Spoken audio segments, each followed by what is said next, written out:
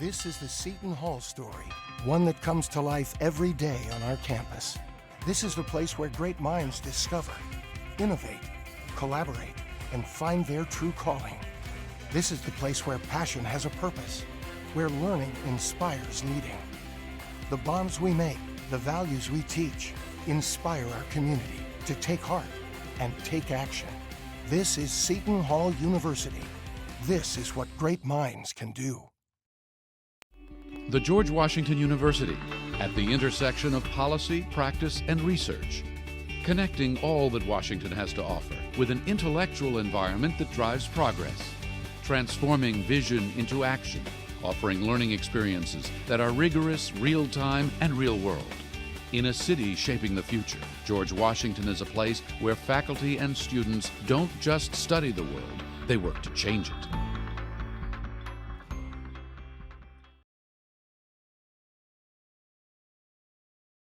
Welcome back, everybody, to the first day of EGFC. We're getting into the second match now with two amazing universities going head-to-head in their first match. It's going to be Seton Hall University taking on George Washington University.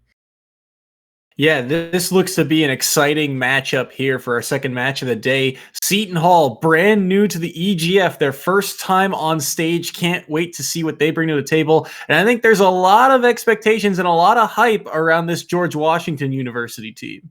Yeah, I'm a big believer in them after a frankly confusing end of the previous season. They went 3-5, as you were kind enough to tell me, but then out of nowhere, they get a massive win on one of the best teams at the time, Mississippi State.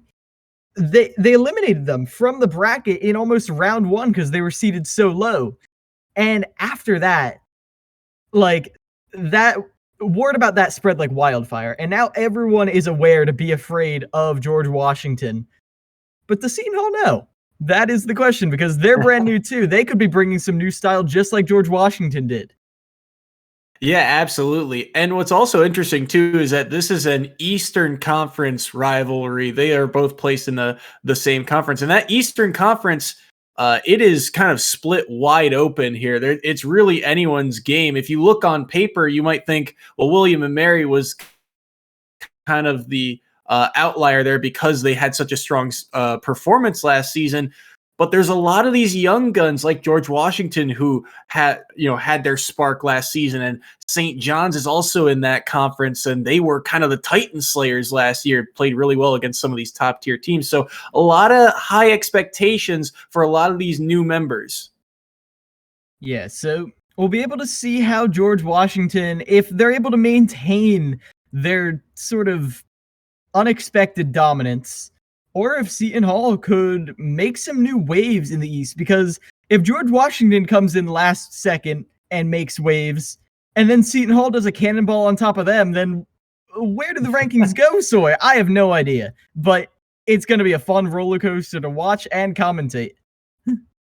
Oh, yeah, absolutely. And George Washington was one of those teams that last year, they were also in a lot of very close games. A lot of their sets came down to the very final round or the very last stock even. For example, that upset against Mississippi State. I can recall, I believe it was week 2, they were playing against Canisius College, and it came down to a RVK, Rip Van Winkle, coming down to a last stock scenario against Flapjack, and Canisius just barely clutching that set out. So there were a ton of close matchups that this new group was a part of, but just couldn't win the coin flip more times than not. So this is a year for them to really kind of assert themselves and say, hey, we're here to play. Yeah, and one big thing about that we know about George Washington University is their coaching is phenomenal, and they actually retained their coach from last year, so they're going to continue that stringent preparation, which means they're only going to get better as the season goes on. But the snowball has only just been pushed down the hill now, and especially going up against Seton Hall, who you have literally zero information on. That main asset, it's going to help their gameplay, but for specific preparation, it's not going to be as much. So I'm excited to get into this and get a better idea of what we're seeing from Seton Hall, as it's looking like the first player is going to be G-Man 1021, who I believe is a Bowser player. But again, even though Bowser gets a lot of good representation in EGF, we haven't seen this specific style yet. Yeah, absolutely. And on top of that, too, I believe we've got George Washington's player locked in as Cranberry to start. And Cranberry, we saw have a lot of success last year on this Roy. Now, Roy is a very strong character in his own right. And against a heavy like Bowser, you'd have to lean a little bit in favor of George Washington. But we have no idea what we're going to see out of the Seton Hall Pirates. It should be fun to watch. Yeah, I'm very excited for this because it almost reminds me of other famous Washington teams who come out of nowhere and make a statement. And then once you make that statement, honestly, it sounds sad, but getting that upset, making the statement is the easy part. Maintaining your status at the top when all these players are climbing up, pulling at your ankles, that's the scary part. So now we'll see in a full season, full sprint, how George Washington University handles themselves, especially going up against, again, another young, hungry team who would love to make a name for themselves by taking out this upset team, George Washington. Yeah, no, absolutely. And this season, it is a long season. I mean, we've seen teams at the top really kind of, it is a grind. So the teams that tend to, start off with these massive victories at the start of the season, sometimes they fall off because they just kind of lose track. It can feel a little repetitive for them. And then all of a sudden, all these up-and-comers need is that one slip, that one little burst of momentum. And when George Washington, when they get that win like that last year, it puts a target on their back. So everyone's kind of looking at this team. All eyes are on them to see, are they the real deal? Are they contenders for a championship? And Seton Hall looking to upset that dream today. Yeah, having a target on your back is a big thing because, well, some teams handle it very well. Like, I remember I interviewed, St. Peter's. They love having a target on their back. They specifically said, we will prove why we have a target on their back. Whereas George Washington, I don't know if they're ready for it. They haven't had that time in the spotlight for all that long. So, in a way, it is a new team. Not a new team as in new players, but new team as in new pressure on their back. We'll see how they hold up. I feel like with the coaching in particular, they're going to be able to manage that pressure a lot better than a lot of teams with just a captain would be able to. But it all comes down to the gameplay. It all comes down to the sticks, how you're moving them, and hopefully, I apologize for the wait, we will be getting to see that soon enough. We're going to get it into the game as soon as we can. We're just getting everything ironed out first. You understand. Yeah, no, it's there is so much anticipation, I think, for both of these rosters because, we haven't seen George Washington really fight it out in the long haul. And like you said, it really does come down to on the day, how you play that day. And remember, in this type of format where every single stock matters, some of those fancier plays like the suicide stock, suicide downer or something like that, they may not be worth it because while you get the style points for it, it may end up costing you in the long run because of tiebreakers, things of that nature. The score matters immensely. How much you win by is so important that it can just snowball your season. So we'll have to see. George Washington was in a lot of close sets last year, so they couldn't really get that extra tiebreaker-esque advantage, make their run a little bit easier. And that's what kind of held them back a little bit and made their opening round so tough. They are a team with a playoff win. In the first round of the playoffs, they played in a play-in game against Wichita State, who is very good in their own right, have a couple of heavy hitters on that roster, and they were able to take them down in the first round. And then they had that very close set against Mississippi State. But that's just one of many heavy hitters in this league. Last year, there was a terrifying trio of Mississippi State, DePaul University was the independent conference champions that year.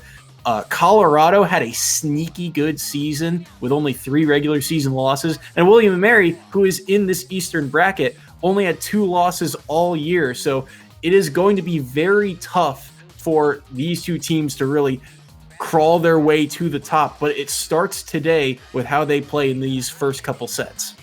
Yeah, and we're going to see what sets they're going to soon enough. But what sets do we have coming up in the future? That's what we're going to be checking on now, as we're going to look at the schedule to see, because remember, we still got 2 more games after this one, and look at that. Who are you just hyping up? That's William & Mary coming up right after this. Yeah, and they're going up against St. John's, and then after we got Colorado versus Hawaii. I do want to spend a little bit of time on that St. John's William & Mary matchup, and we'll get into this when that matchup comes up. But St. John's, I call them the Titan Slayers because last year they kind of grew into that name. They knocked out Siena, who was the Season 1 champions of the EGF, and then I believe they actually beat William & Mary, who was one of those big 3 members in the EGF last season. So we'll see if they can kind of maintain that title. And remember, this is an in-conference game where William & Mary, they feel like the favorites in this conference, and they start off against one of their biggest opponents here in week 1. That is an important game for both of those schools. Yeah, and meanwhile, going into that last match, University of Hawaii has always been a kind of middle-of-the-pack team. They get their good wins, they get some good losses, but like you said, University of Colorado, a very underrated season. Not quite as pop office as, you know, your DePauls, your William & Marys, but they still just did good, especially with players like Katsuji, one of the best players in the entire league, on that Luigi and Sheik grind. They're a constant threat. They, in general, like, have players who are ranked in the top 50 online, like, and that's tough. But in general, one thing, bringing it all the way back around to George Washington University that I wanted to talk about, having that one good player who can sweep, get you that 8 points is important. But this is not a normal crew battle where having one good player can let you dominate. Because George Washington University believes their strength lies in the fact that they have a very middling roster, which I do not mean in a derogatory sense. They are all, like, around the same skill level, and it's a high skill ceiling. So while they may not do so well against your amazing pop-off players like Katsuji, they're there for the long run. They will claw you to a long set in which every single player is pushed to the limit. And George Washington, all of their players have extraordinarily high limits, you know? No, absolutely. It's something that a lot of these top teams really thrive off of is if you were to kind of make a power ranking of your every player on your roster, if your 5th best player and your 1st best player aren't too far apart in terms of skill level, that's a huge factor in this set because it really means that each match, like you said, is just going to be a grind for whoever. The fact that every player is on even footing just makes such a difference because at the end of the day, like we said, these matchups, the points are in these 1v1s. So you have to be able to win your set. And that's something George Washington, it was very even. It was very back and forth last year. They won one set, lost the next one, but they were all close. So let's see if they can win that coin flip one more time and give themselves a chance here. George Washington University starting off with Cranberry on the Roy. Meanwhile, G-Man not going Bowser like we expected. Instead of Falco, goes for a random forward smash in center stage, and they're going to get punished hard with that. An extraordinary punish game right here, just getting this string together. Cranberry, he's going to eventually be caught by the falling up air, but they're able to use the platform to escape the combo, and now they're right back into it. So these are two characters that are very kind of combo heavy, but I really do like Cranberry's ability to convert hit after hit right now. And Roy, He doesn't seem like he hits like a truck until you realize, oh, I'm at kill percent, especially off the top right there. Fantastic stuff to him. Look, G-Man already at 50% here. A lot of these players have this idea of neutral, where they're like, oh, we're back into the part where we're not hitting each other. Maybe I can turn my brain off just a little bit more. Cranberry is always searching for that next hit, as you can see, pressuring them constantly, even when they're not right on top of them.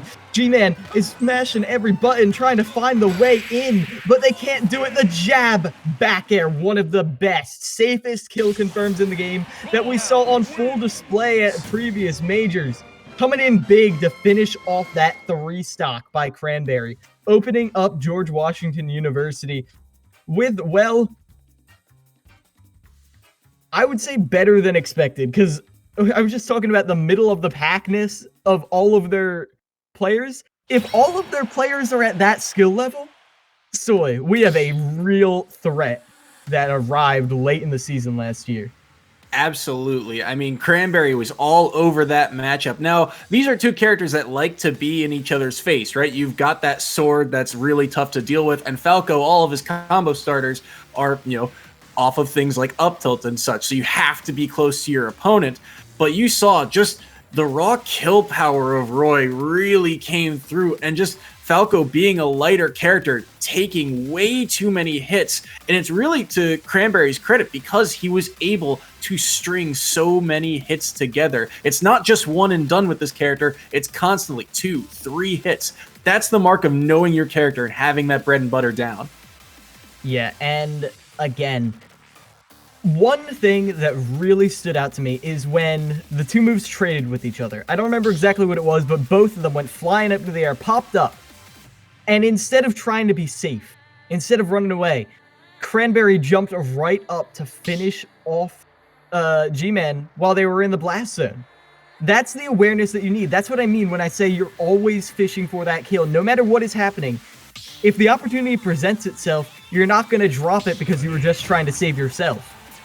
That is the mark of a good player, and I'm looking forward to seeing more of that going into the second half of this set. Yeah, right now, I think for G-Man, one of the things you have to do is you have to slow down the pace of this set. Stay back, maybe shoot a few lasers. It's a little bit harder for Roy to deal with that projectile in the first place, but you can't let Cranberry just run over you this match. Yeah, and now we see a little bit more calm in terms of the punish game, but they missed the sweet spot on that down air. And they almost get punished for it, but they're able to reset neutral. A lot of up Bs out of shield now, because G-Man being a little safer with their approaches, but they still hit shield. So Roy has that get off me tool. And you can see he's utilizing the stage here, he's keeping away a little bit, using the laser a bit more. And I think it plays to his advantage here because Cranberry, he can't go in as much. Oh, and that was a very aggressive option, but Downer does give them a nice opening, but it pops Cranberry up just in a perfect position to hit back. Ooh, the jab into the side B doesn't quite connect as you would expect, and now the down tilt puts Cranberry in disadvantage, but they come back strong, swinging with the Dancing Blade. Now, trying to side B to get back, but I think he went way too low. Yeah, you're not Fox. Get down from there. That's tragic too, because he might have been able to wall jump, if only just barely. I'm not sure if he had his double jump available, but either way, Cranberry finds himself with a stock lead and already working on some extra credit there, 33%, and he's going to be able to get back to stage here. You can see G-Man wised up about going off stage against Roy. I don't think it's the worst idea, especially when you're at a deficit like that. Getting a little predictable with the side Bs. The side B is a good tool. The Phantasm a great burst option, but if you're using it too much, well, you saw what Cranberry can do off of that. This could be the stock here. Just mistimed it. The down air not going to be able to land either, and the back air will clean up the stock. So G-Man on the board in terms of stocks, but he's still got a mountain to climb here. These forward smash percents have gotten G-Man into such hot water.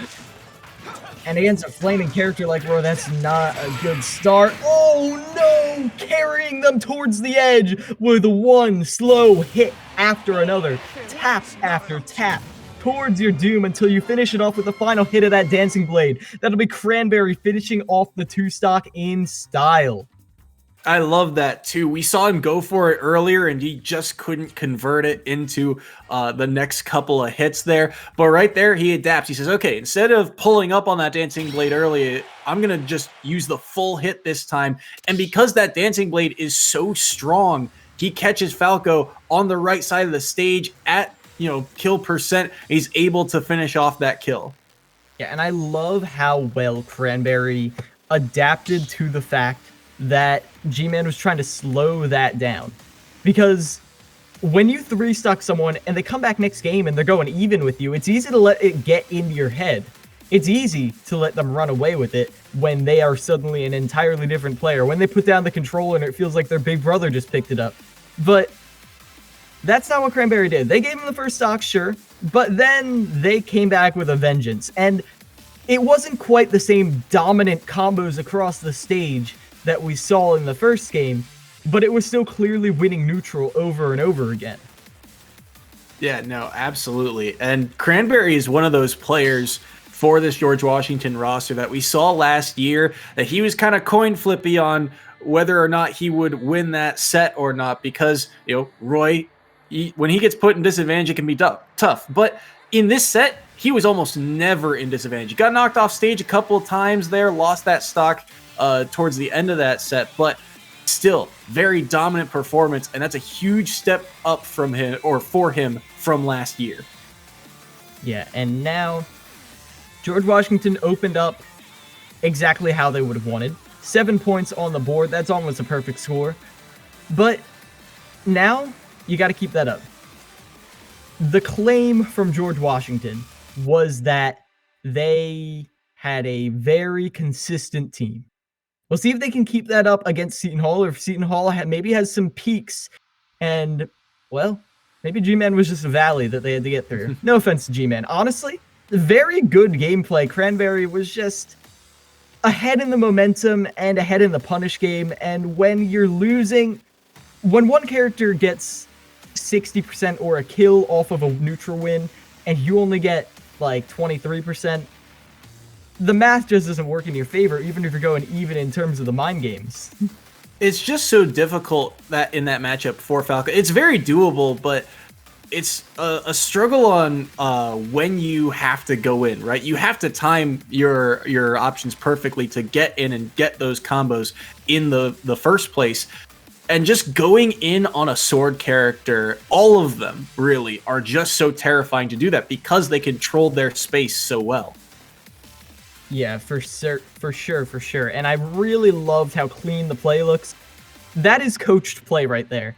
Because a lot of the bread and butter kill confirms that a lot of characters have, sometimes at this level you just don't have them down as well as you can. You can do them in training mode 1,000 times, and then you hit that jab, and you're like, oh, how am I going to hit that attack cancel back air? That can be tough. But when you have a coach who says, okay, you did it once, not in a game, sure, that's fine.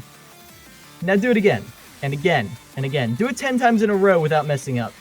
Then you can say you've learned it. Yeah, no, it definitely felt like Cranberry was a practiced veteran of the character. That is not the easiest thing in the world to do, that jab cancel back air. So to have that down pat is just so useful, and it goes to show that the mastery of these characters is so important. To have that one character that you can rely on, it really plays a factor throughout these sets. Yeah, and again, we don't really have the information on where Seton Hall wants to go with this. But for a new team, starting off like that shows potential. And I do really like that. I'm hoping that they have some coaching on their side, because that was some nice skill we saw coming out from G-Man. Hopefully, they will be having more of that coming out in the future, because, again, it does get a little tricky when you're not exactly sure. The next player coming out is named Owzer, spelled like Bowser with no B, so I can't help but make assumptions, Soy. Yeah. But, again, it's tough to say.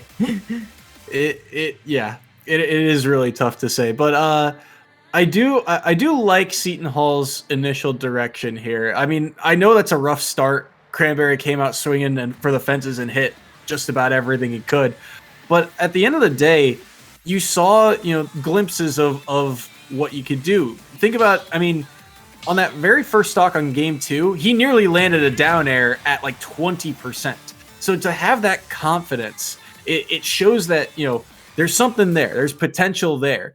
Just the execution for week 1, maybe not there in that set. It wasn't just a bait. Bowser, the Bowser. Okay, so we got Bowser, Owzer, and Starbucks. So, good for them, good for them. And they're both playing the same color as well. It is going to be Owzer in the blue right now, as they're really just stuck above Starbucks, and abusing Bowser's short hop is really their best bet. But look at this. In a Ditto, it's so easy to get demoralized, especially when their use of the tools is just so much more polished than yours, because you know exactly how hard every single thing they're doing is. As Owzer just keeps getting punished with the grab again and again and again, the Koopa Claw sending them flying. Yeah, we really don't see very many Dittos in the EGF. Despite how often we see Bowser on a lot of these teams, it often doesn't align up that the character matchup becomes a Ditto, because Bowser is one of those characters that you can take advantage of. And seeing right there, Starbucks knowing that forward tilt will be able to catch that up B before he can grab the ledge is just something we don't see a lot of. A little bit of uncertainty there from Owzer. No read at all on where Starbucks is going to tech. Short hopping above. It feels like the only hits that Owzer is able to get are trades. And when you're behind like that, you need more than trades. You need an opening. And that's what they had started to get right there. Getting the parry, but the short hop back isn't quite enough. And now, again, underneath. That is the story of this match so far. Owzer has always just found them hovering above Starbucks, and, well, that's never a good place to be, especially with this character with tools as scary as Bowser. Yeah, these platforms really are serving to be a problem for Owzer. He has stage control, but he loses it to that back air, and now Starbucks has him in another edge guard situation. What does he do with it? Gets the side B on the top platform. That's 2 stocks down for Owzer. Yeah, very nice indeed. Finally, the short hop fair gonna catch them. But is it enough? Can you come back from this? Owzer, that forward smash in neutral, says maybe next game. Maybe it's going to be a G-Man situation where they clean up their gameplay next time and come back swinging. I do like the use of that projectile to sort of ice Starbucks out just a little bit. Look at this. They're slowing down the pace of the game just like Starbucks did initially. The issue is you've started so late, and even Starbucks with their patient play still got caught out eventually. That's another catch on that side B. He's got to be very careful with those. We saw it kill moments ago on that top platform, and at 95%, it's starting to get to danger territory for Owzer. Catch him with the last hit of that nair into the up smash right as you try and land. I think Owzer had gotten a little bit predictable with their landing options after a long time. Down air after down air after down B after down air. It's a great option. And that's why Bowser's use it so much. But nothing is truly unpunishable on Wi-Fi, even if people tell you that. Yeah, no, and on top of that too, I really think you hit the nail on the head with that platform play. It's just being above Bowser is just a scary place to be. And like you said, when you're continually using the same option, it's going to get read at some point. It's just we're at a skill level where players are just going to catch on to that sooner rather than later, and too many aggressive options there, especially on a platform like that, is just a scary place to be, right? Because you're not sure if that down air really is going to clip through that platform and hit your opponent or not. Or I think we saw a couple times Owzer use that down air, and because you rise up a little bit before heading straight down, he ended up landing on the platform more than getting back to stage. So I really think that stage just did not go to his favor. Yeah, not at all. So now we're working out a little bit of a counter pick. It looks like Town and City might be the pick, often called bootleg Final Destination. If you're having trouble with platforms and staying above your opponent, maybe leaning more into the ground game is your option. And it looks like that might be what Seton Hall is going for Auser. Yeah, I like that pick. It definitely would serve him a bit more if he's struggling with those platforms. One thing I'm looking for here specifically in game 2, that neutral B usage, it really does just kind of snuff out a lot of options, especially with an aerial approach. And it does a surprising amount of damage too, which both of these characters, I mean, they're the same character, but you understand in a matchup where it really comes down to percents and technical capability, having that little bit of a percent lead is massive. An immediate opening right there from Auser, catching them with the Flame Breath, but the up out shield will even it out pretty quickly. Now it's going to be the side Bs again. That's been the mix-up, standard mix-up that Starbucks is going for again and again and again. Am I going to grab you with the Koopa Claw? Am I going to hit you with an up air? Or a forward air like that? Now, shielding is a good option, yes, but when you're on a platform, it's not quite as good because you can get jumped up. So Auser, you can see, trying very hard to avoid those platforms. Sent off stage for a second, but they're able to survive, and the Randy forward smash with the armor is going to catch them. Now Starbucks is down a stock for the first time. That was really good by Auser, actually. I think Starbucks was just trying to space out and land a forward air, and he pulled back on it. Something told him not to go for it. He ends up losing a stock for it, but there is the read right back there, catching that down air with the up smash, and it's back to an even game. Gonna take him off the side right there. Onto the platform, not gonna get the chance, as now Auser does eat some percent trying to land, but going for the parry attempt right there, ooh, that's gonna mean you're gonna lose that percent lead you just worked so hard to build. And you gotta wonder at some point too, one of the mix-ups they might go for is utilizing Bowser's armor and Tough Guy as a type of mix-up or a way to break through a lot of the moves. There's a big down air, but can't get anything off of it as he regains center stage. Up shield gives them the advantage once again, going for the shield break. Oh, that's gonna be a kill. No, not gonna react to that on Wi-Fi. It's probably not gonna work twice, but now you've given yourself a lead that you can't give up easily. Yeah, that was a huge shield break, huge momentum change in favor of Auser, but he's got to find a way to get something this stock. Good first down air to get some percentage onto Starbucks, but you can tell he's just struggling to get back to stage. He's been in disadvantage for the past about 30 seconds now. And you can see they're just trying to build percent. I love it. Up Bs out of shield, Flame Breath, and grabs. That's what they've been going for. And it only gets them 36%, but that's just the tiniest bit of an advantage. And when Auser is down like they were before, you need that advantage. Gonna build even more percent off of that Flame Breath, 59. Not even close to kill percent for Bowser, but still. Nice spacing. Perfect. Yeah. I was about to say that too. Well-spaced forward air. But these trades are just back and forth. It feels like it is hit for hit. And the percent's still relatively even. Remember, if Starbucks takes this stock, he wins that match and keeps Seton Hall off the board. Now, Auser playing cool, playing cautious. Gonna force to tech on the platform though, and now they're sent to center stage. Good DI right there to survive that, but now you've lost that lead you had built. Gain it back just barely, but that's going to be a jump over that, just barely misspacing the back air. Starbucks going to be living through that up air. Pretty much anything from Bowser will kill right now, and catching the jump with the forward air will put Seton Hall on the board for the first time. We have a series on our hands, folks.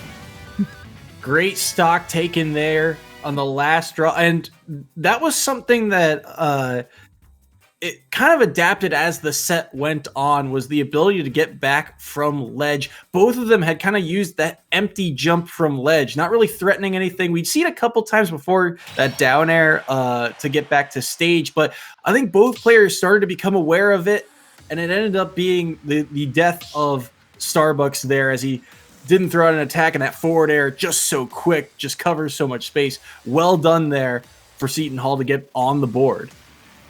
Yeah, I really liked a lot of the tricks that Auser was pulling out of their bag. The thing is, though, a lot of them, I'm not going to call them tricks, because they can work multiple times, but things like shield break setups it usually only catches you once at this level. How many more mix-ups do you have? Because it still felt like Starbucks was winning the neutral enough to keep winning. So if you're not able to find those cheeky early kills through shield breaks and whatnot, how are you going to get around that? Especially as it is now their counter pick, and they're probably going to go somewhere with a bit more consistent platforms. Yeah, no, absolutely. I agree. And the telltale sign of that was it came down to the last stock, and Bowser had a 36% lead, and all of a sudden it dissipated. He was down about 10%, then he was back as they traded hits back and forth. And that just tells you that it feels like the neutral game, as you said, is going in favor of Starbucks. So there's got to be some form of adaptation here from Bowser. Speaking of the neutral game, we got a pretty neutral stage coming out here. As on the platform, Bowser does get the up B out of shield as a punish.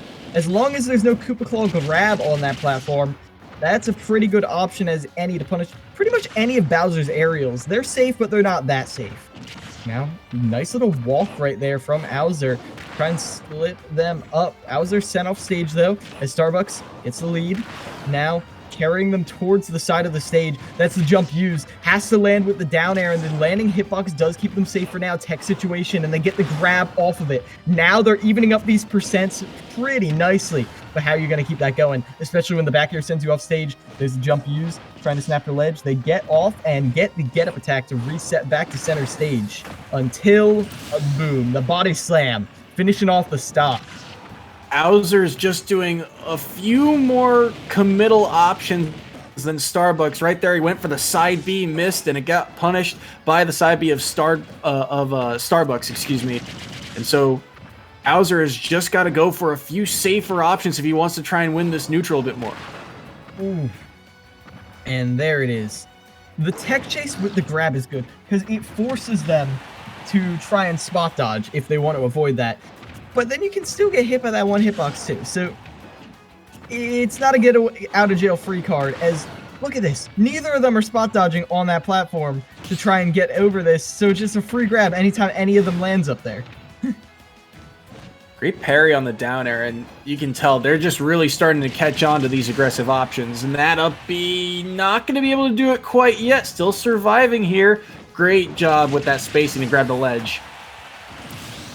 When we punish though, Bowser 130% against any other character. That amount of rage on Bowser is a terrifying prospect. I don't think Starbucks is that scared though. They understand all the moves coming out, and they get the 2-frame too. That's no jump. Gonna make it easy to slam the fist into that shell. Now, 2 stocks to 1. Starbucks poised to save the disappointment of dropping the first game we've seen all day from the winning team. George Washington University banking their faith in Starbucks, getting the grab right there. Bowser slowly falling behind in this percent differential, especially as their shield is eaten away. Oh. Yeah, okay, I was wondering if that was on our end. Yeah, I think we're just gonna wait 1 second while we get through this little bit of connection issue. This is why we Bowser, cannot wait for bad. lands to come back. Yeah. Okay, we good? We good? Jab check. Mic check, mic check. Yeah, I think... Okay. So, while they play around with their moon shoes, I'm going to try and dissect what Bowser could possibly do here to try and figure this out. Because... Oof, it's really, really rough for you. When you fall behind in a trade game like this, you need to go for more of your punishes. It doesn't really feel like either of them are going for any combos though. Like, Bowser does have some combos. Like, he doesn't quite have the throw combos that he used to, but he still has some amazing stuff off of that nair and up there. But then again, we're getting back into the game. I agree with you. One of the things that I think is key in Dittos especially is the spacing of these moves. And right now it just feels like Starbucks, he knows his spacing a little bit better. Ooh, footstool can't get the follow-up though. And like you said, despite the lack of combos, I just think the neutral game has been just in such a huge favor of Starbucks because he's playing a bit safer and allows him to get that side B and clean up the match. That's going to be a 2-stock in favor of Starbucks. Yeah, straight off the top right there. That's how you're going to finish it off most of the time. And you did see Starbucks try and go for some different stuff at different points, but in the end, Bowser's got some good tools, you got to use them. And even if you get predictable, if your opponent is just as predictable and you're just better at using the tools, why not do the same thing? If you're better at doing it, you're going to win. And in the long grind, that is what George Washington University banked on through Starbucks.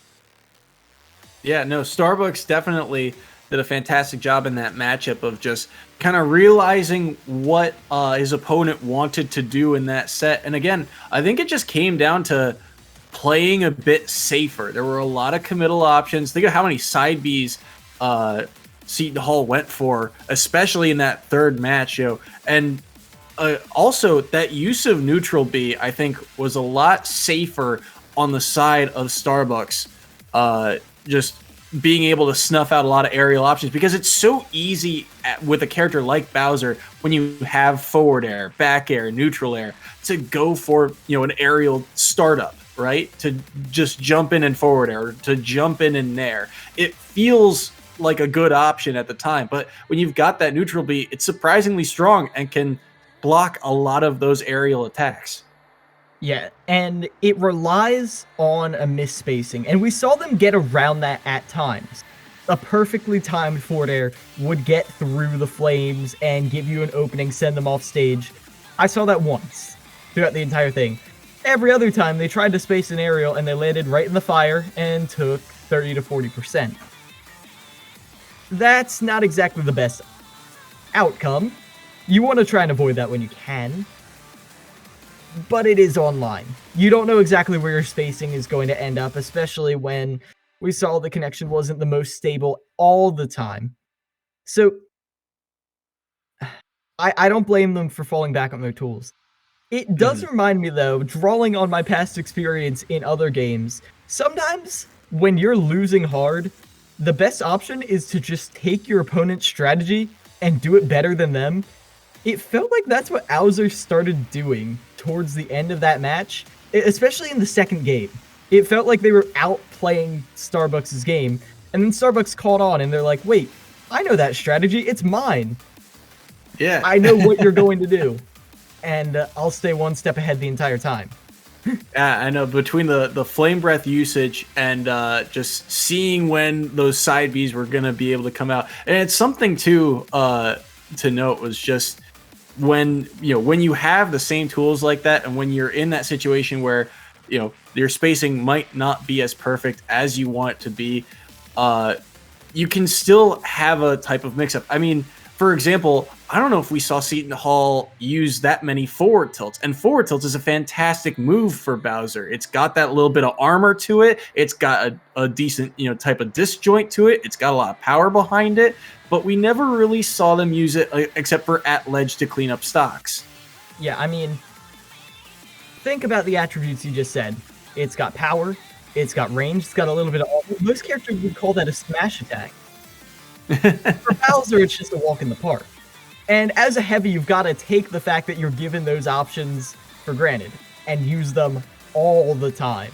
Because otherwise, well, you're just caught out. Like, as we saw, the down tilt 2-frame to mess up the spacing on the up B into the forward tilt. That was how I think Starbucks finished 2 stocks in that last game.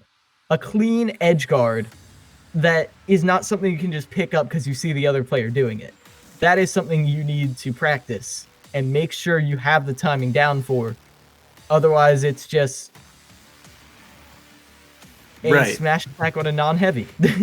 Yeah, no, absolutely, and that's something that I think comes with experience too, because we've mentioned it a couple of times, but this is Seton Hall's first appearance on stream, and so maybe the nerves kind of got to him as well as sometimes it's very easy to fall into that tunnel vision strategy of I just need that one hit, I just need that one string, I need that one forward air, and I can just string it all together. But it just would not happen for Auser that set. Yeah, it certainly didn't. As now, again, we're just waiting on a couple more things to get hammered out. We don't want to keep you waiting any more than we want to be waiting, but we'd rather get all of the stuff worked out before the game rather than after. So everyone in the audience, I appreciate your patience. Stretch your legs, get a drink of water. We'll still be here getting ready for the next game as George Washington is continuing to build a rather sizable lead. It isn't looking quite as dominant as the last game where Niagara University didn't get anything.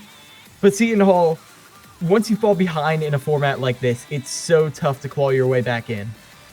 Yeah, that first set is really important for a lot of reasons. One, it gives you that early lead, but two, it gives you that momentum throughout the rest of the set. And we've seen how difficult it can really be to come back in this format because you are only limited to so many points you can earn per set. Every player can earn up to 8 points maximum. And so if you can't earn, that many points, or if you only get mitigated to X amount of points, I mean, Seton Hall, for example, already find themselves down 12. That means even if this third set is a perfect set by their player, they will still find themselves behind. So for Seton Hall, it starts here with this next set. If you're going to get a win here week 1, they have to find a way to win this very set.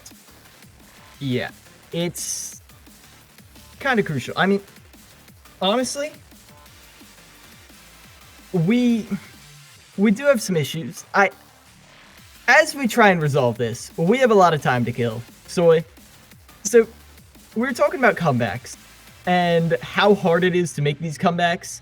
So I've got to ask, you've been around EGF long as anyone else. So what is the craziest comeback you've seen so far? Like, a lot of people, they get down 13-1, they think it's impossible. Do you think it's impossible given what you've seen? No, it's not impossible. I think we've seen a comeback from roughly this scoreline once or twice before.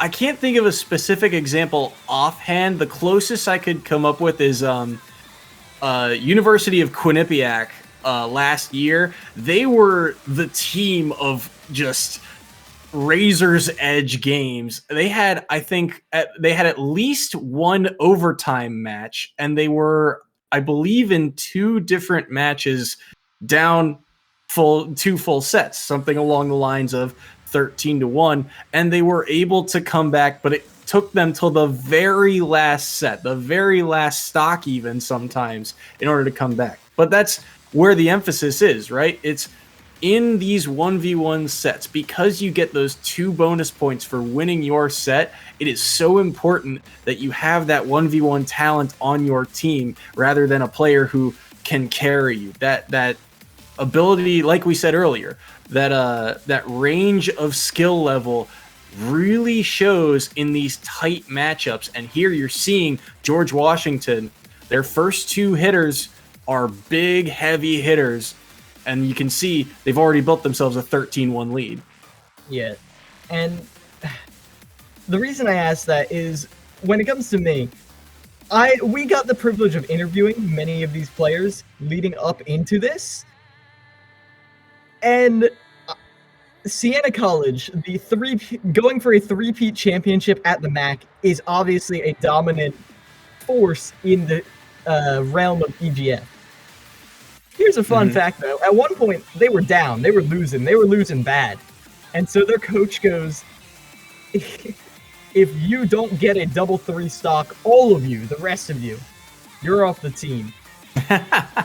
And every single one of them managed to pull out of nowhere a double 3 stock. And apparently their coach bought them Happy Meals afterwards. So now they call a double 3 stock a Happy Meal. See, you need some Happy Meals coming up here.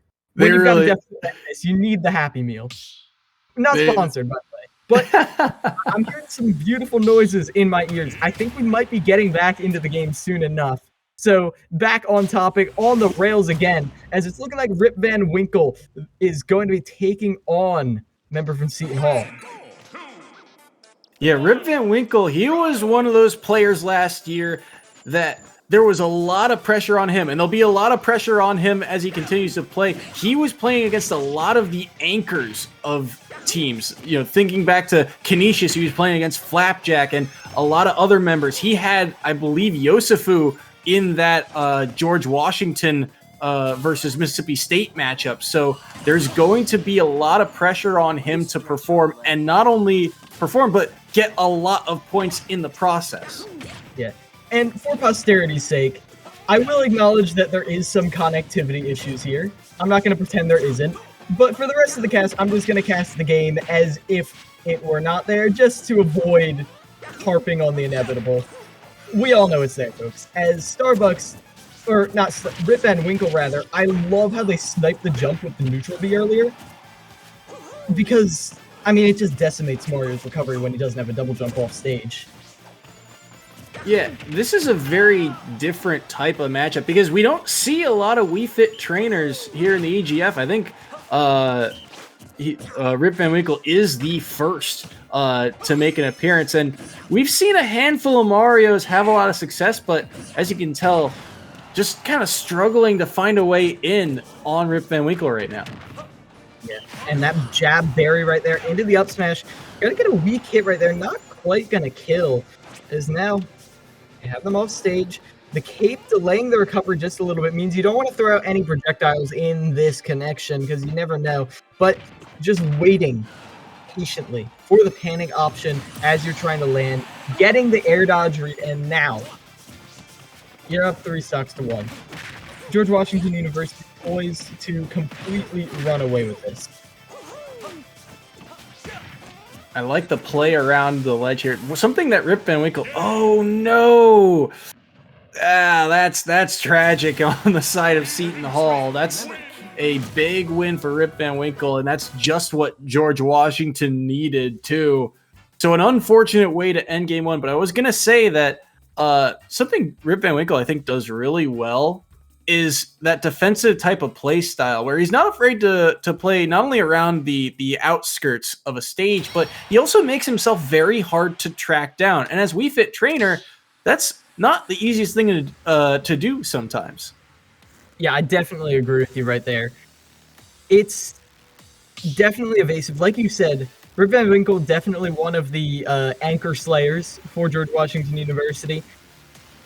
And, gosh, the amount of different playstyles they've rolled out with so far is truly astounding. I still harken back to Cranberry. Obviously, Starbucks definitely wasn't bad. A top-tier Bowser player, if I've ever seen one. Certainly full knowledge of how to use Bowser's kit to its greatest use. Mm-hmm. And then you've got a wild card, like Rip Van Winkle. They had bragged about their incredible diversity, not just in levels of play, but also play styles, characters, and even a matchup spread.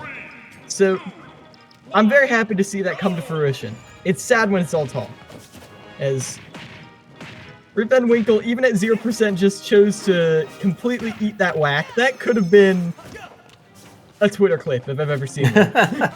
Yeah, no, and interesting character switch up here. Blobman going hero rather than Mario, which I don't question too much because the way that Mario match went, I don't debate a character switch. But the problem is here, Blobman has just had no time to really get anything set up for himself against Rip Van Winkle. Yeah, Hero, as a wise man once said, is a bit of a carnival character. All sorts of attractions and whatnot, and you gotta know how to avoid them to avoid getting scammed. Rip Van Winkle with 12% is obviously doing pretty well. You never know when the slot machine is gonna come out with all 7s, though. Or when they're gonna run out of mana, I think, or maybe just mess that up just a tiny bit. Either way, gonna take the bounce. That is a very crucial matchup right there. You saw Rip Van Winkle threw the soccer ball up and they said, well, maybe not this time.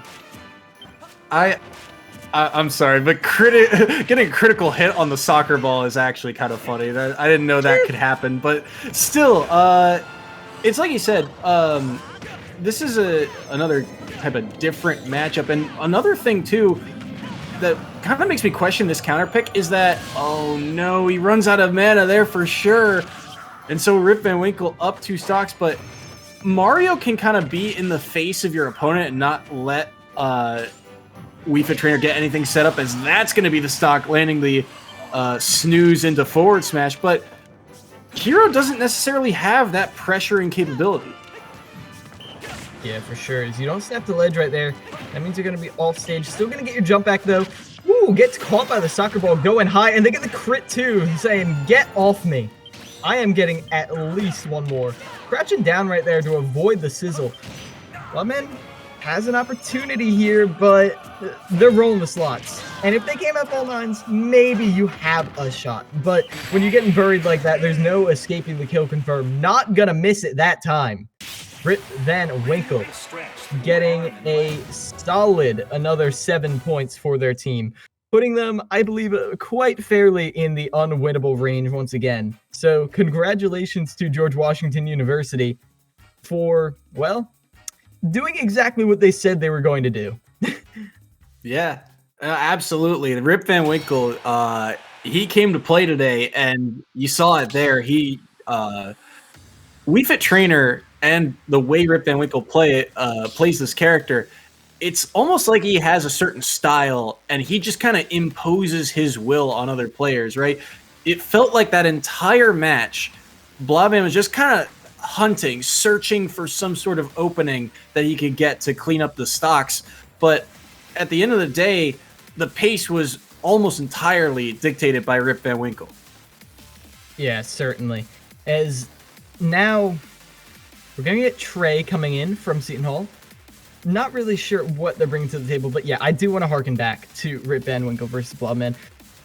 I feel like that's not what we're going to be seeing from Blobman every time. I feel like once they get practice in, they're going to stick with that Mario.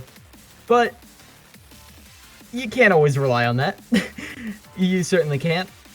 So I don't blame them for going for the slot machine when it came down to it, but Rip Van Winkle, I'm glad they used that opportunity to just not let them roll the dice. Because you can't do anything about Hero rolling the dice when he's all the way off stage doing whatever he wants.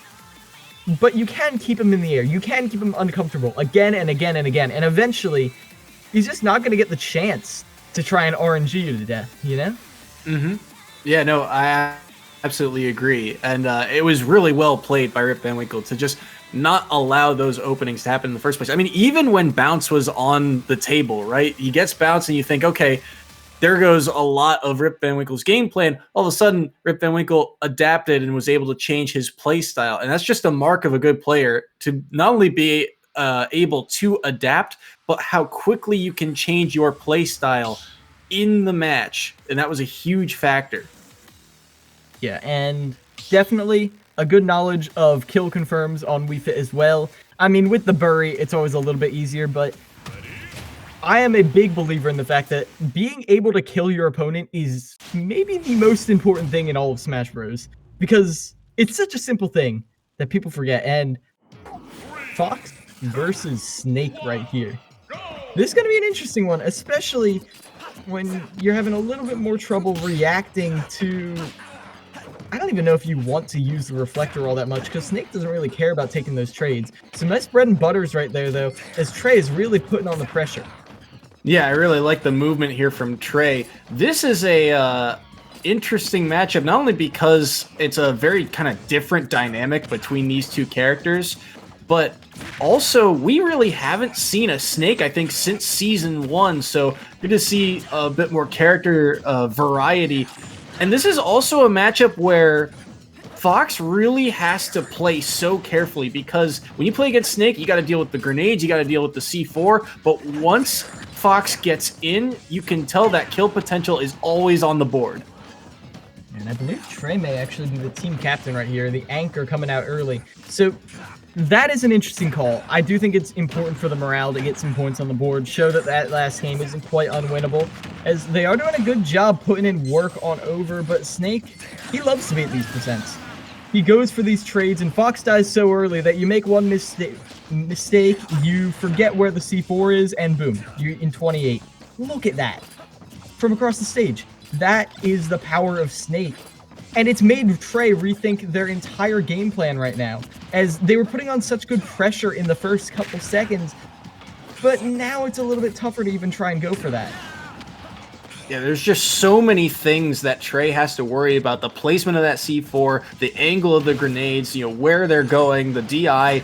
There's so much for Trey to consider that really Over can just kind of play his own game. But that's a good back air. That's the strong hitbox, and that's going to clean up stock number 1.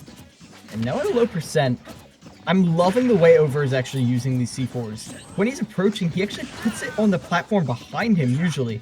And what that does is it allows them to pretty much be like, okay, if you hit me, you can't follow up on it, because then you have to run right past my C4.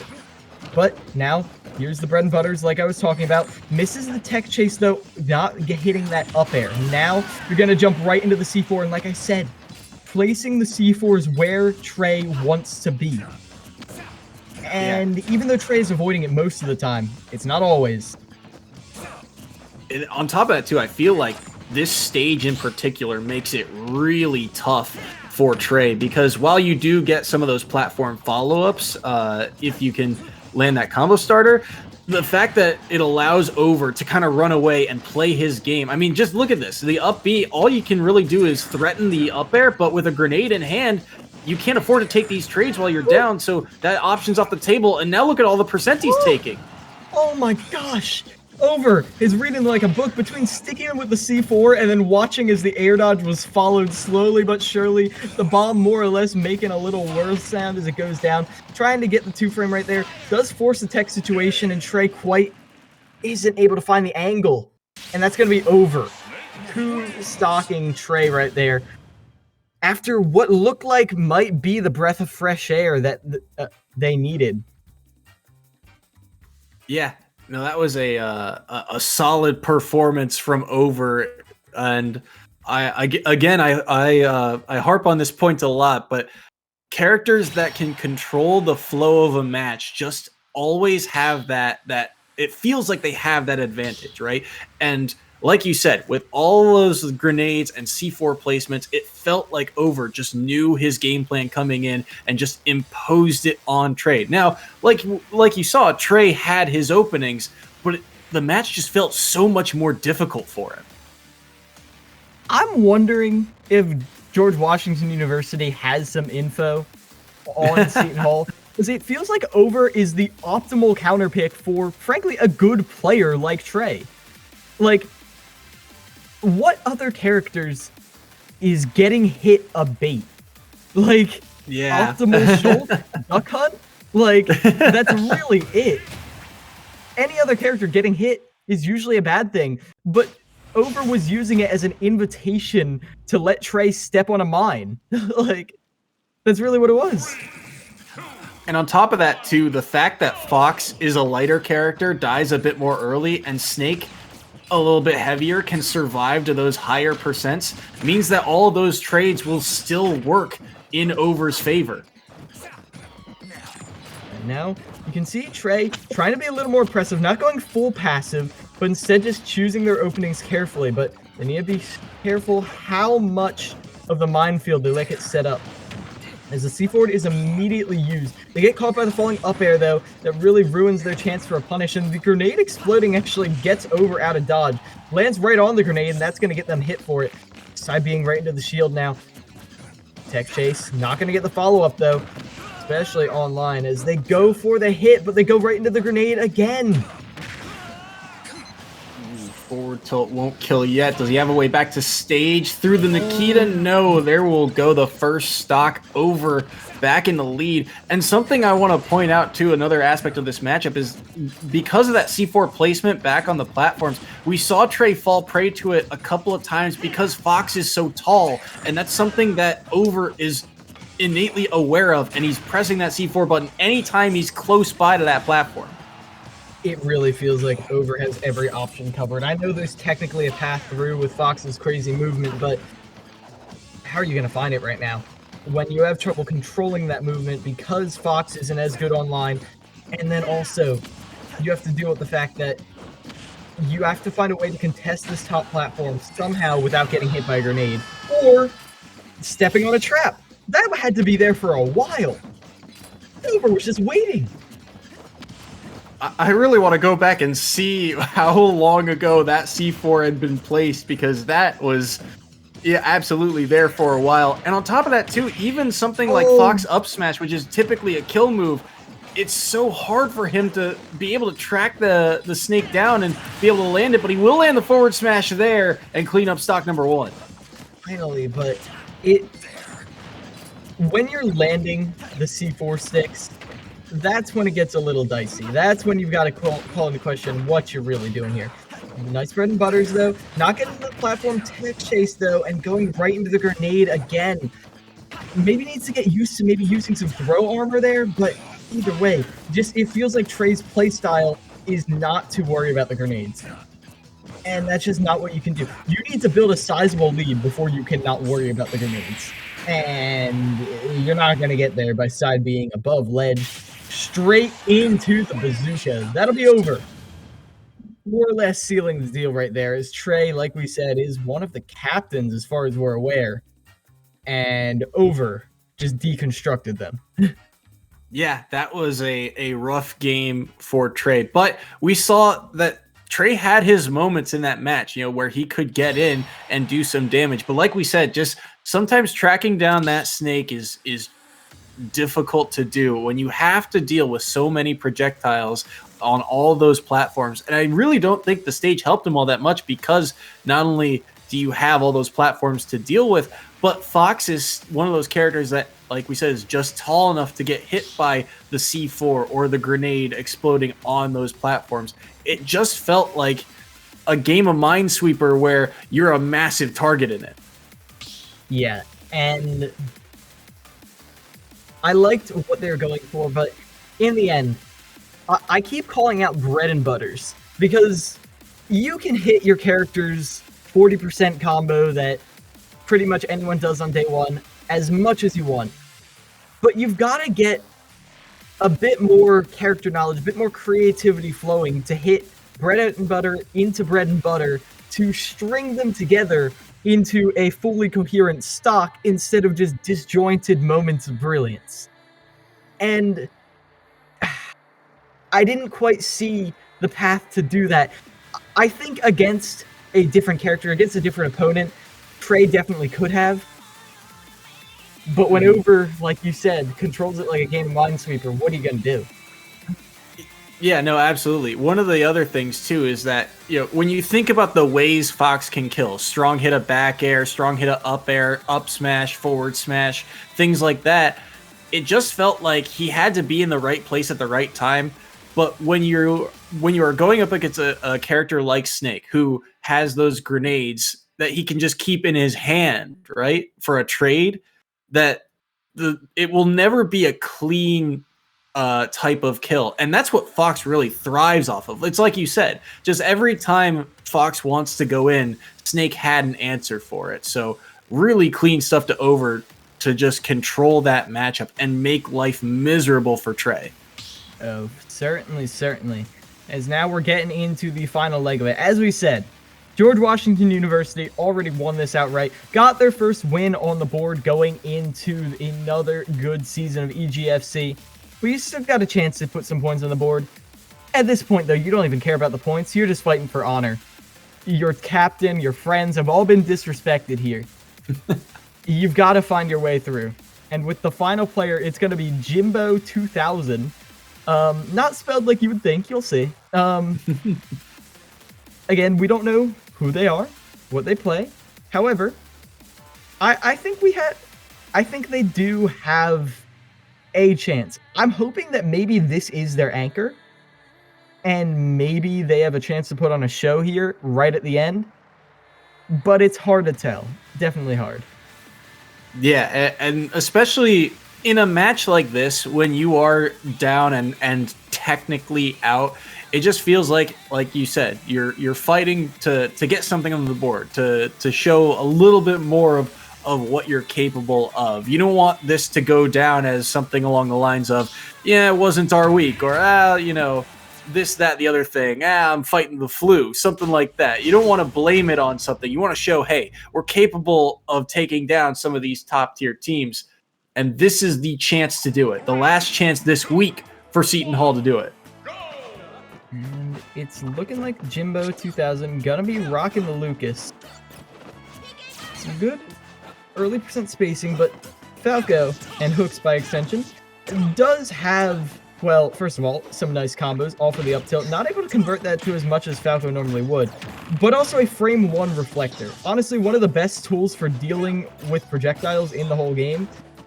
So Jimbo is gonna have to think carefully about how they throw these things out. Or using the Phantasm get through it. That's an interesting option. Trying to land right on top of Jimbo right there is gonna lead them straight to a forward smash. They're gonna avoid the down smash and get the combo started. It's an opportunity right here. But a high recovery, very good from Jimbo to get out of that. Yeah, Hooks was really looking to go deep on that low edge guard with the falling forward air, something Falcos will often go for. And that forward smash not going to kill quite yet. And this is where really I think this match could be won and lost, is the edge guarding capability. Can they track each other down and secure those stocks, as they're both at kill percent now? Yeah, that time Jimbo certainly wasn't. As Jimbo 2000 now sent off stage again. Using that double jump, saving that. I wasn't sure they had it. Ooh, that was very risky right there, but it was such an odd option that Hooks wasn't even sure about it. And the forward tilt gonna finish them off. That forward tilt, honestly, one of Lucas's best moves, and no one knows about it. It like shockingly good. I agree with you. Yeah, the one thing you might have been seeing Jimbo 2000 do with it is they will forward tilt Hooks' shield, which is amazingly safe. And then they will forward smash, because it's such a light move that you think you can just instantly act out of it. So you drop shield to do something, but by the time your shield is down, you're ready to get hit by the forward smash. So some serious character knowledge from Jimbo. Is it enough to close this out, though? It's gotten them the lead so far. Ooh, great catch on the up B there. Does he have this one, though? Can't quite time it, but that forward tilt, like you said, just so good at putting Hooks off stage. Yeah, and I think he got the... Did he get the wall jump there?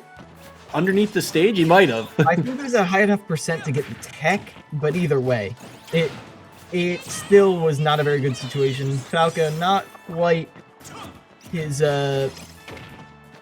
brother in arms? I think that's the way you would call Fox. Took me a second there. But either way, now Hooks really does seem to be in disadvantage. Not really hitting any of the sweet spots right here, but for Jimbo that doesn't matter as much. When you have so many kill options on the table, you've got down B, you've got up smash, you've got these random forward smashes that I've never seen a Lucas get so much mileage out of. Swinging away. Now, Hooks sent off stage. They're going to be able to get this tech chase, but just good defensive voices right here from Jimbo as they finally just knock them straight out of the park. That rather good win for Seton Hall, showing that, yeah, they did have an anchor in reserve. Yeah, that was a solid win for Jimbo. And I think that this one of the things about this matchup that I think makes it difficult for Falco is that you can kind of play a more defensive style as Lucas, and it really gives this bird trouble. I mean, between things like the forward tilt, the down tilt, the down smash, which is a multi-hit, it is so difficult sometimes to get in on this character. And if you don't land your move, if you don't land your combo or get in, you're going to get punished for it. And that's what Jimbo, I think, did really well that set. He played very defensive and made it so difficult for Hook to really find his opening and get his grasp on this match. Yeah, in general, I thought that Hooks had a good opening with how they were using their up tilt. And then they didn't really get the punish that Falcos are known for. People talk about Falco's cutscene combos, and Lucas doesn't have that many amazing combo breaking tools. But the floaty nature and the good DI from Jimbo was enough to just completely derail that game plan, and then I didn't really see Hooks go for it again. Maybe Hooks just wasn't catching them above him, but either way, when you lose that tool as Falco, what else do you have? Like, that is his whole thing. Yeah, no, absolutely. And another part of it too is just kind of the raw kill power of these characters. You think about again the way that these characters get their kills. Falco, he may get that combo, but unless he lands it with a down air off stage or something, or he gets that up air off the top, it's not the easiest thing in the world. You kind of have to land a raw hit somewhere in order to really clean up those stocks. Whereas Lucas, you can kind of throw out those raw hits all the time. Like you saw, he got so much mileage out of that forward smash. He was just calling out where Hook was going to land. Yeah, it's just such a nice option overall. Disjointed, which is something Lucas desperately needs. It doesn't quite have the same disjoints as Ness. They're still there, but they're very brief. They're not lingering like his friend does. So now we're going to see how they manage to use those options going into this. Is getting off the Falco, going to the Incineroar. This might be a last game pick, but you never know what Hooks has up their sleeve. Yeah, this is going to be a very different type of matchup from the Falco because Incineroar, again, tankier character, deals a lot of damage, but their disadvantage is just going to be so tough. And so this battle is really, rather than being a battle of who can land more of their combo, this is going to be who can win the battle on stage, because if Incineroar finds himself off stage, then he is in a world of hurt. Yeah, just throwing out those PK fires. Going to avoid the forward tilt, but again, the panic option out of shield, the roll, is going to be hard called out. And those hard call-outs are going to be a staple. Wasn't expecting the recovery to go that far, and it looks like Hooks wasn't either. As even though they land on stage, Jimbo is fine. They get the landing down into down tilt, into spike, or forward smash rather. But eventually, by getting all of those up Bs off, Hooks is able to get back on the stage, and with all that rage, they're able to send Jimbo flying off the side and get a stock up. That side B is so good, and Hooks is landing a ton of them right now. Quick 37% onto the second stock, and Jimbo has got to find a way to stop the bleeding right now. They're looking for it in that up B. Is that going to kill? Yeah, that close to the top. It's not like Ness's up B, but you were still at 150%. Now that you've sent Jimbo off stage, gonna have to rely on the up B, but doesn't even go for the 2-frame right there for fear of getting caught by the up B again. Now PK Fire keeps Hooks off stage, but able to stabilize for now. They're forced to double jump back to stage. Playing very carefully, the both of them, as that's a risky up B, but it's gonna work too, catching where Jimbo was gonna go, and all of a sudden, Hooks has the lead again.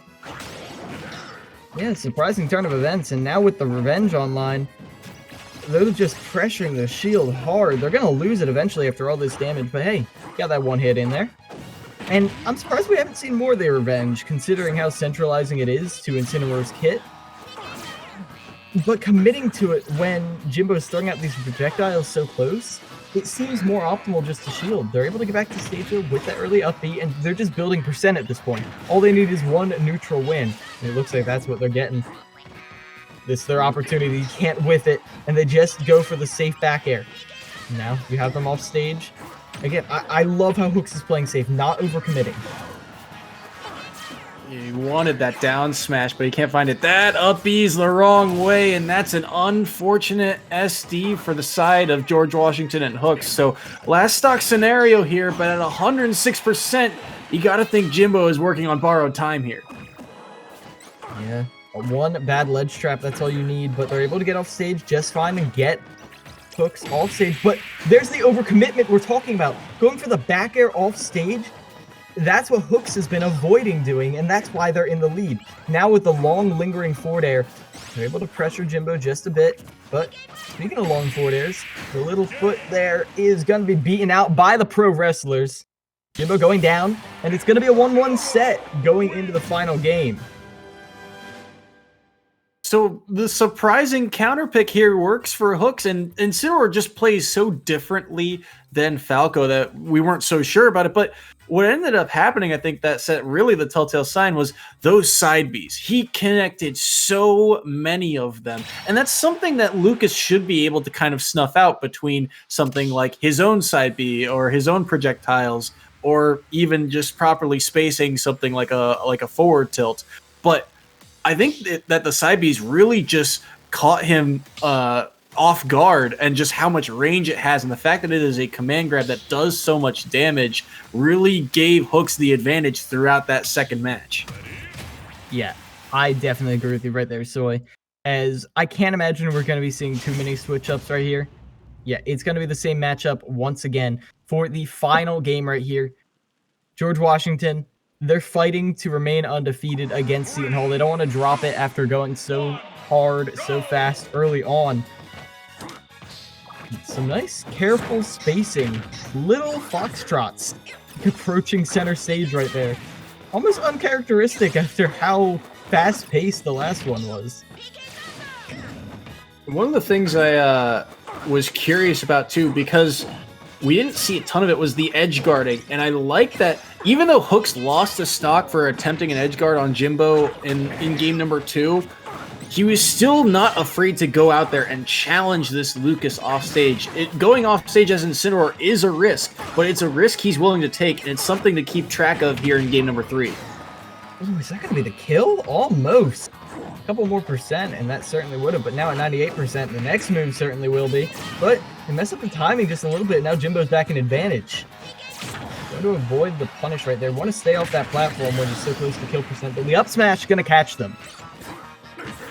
Big catch there by Hooks with that up smash, giving him the lead, and now he's still sitting here at kill percent, but with the damage that Incineroar can do, if he can get back to stage here, there's a lot of extra credit to be earned.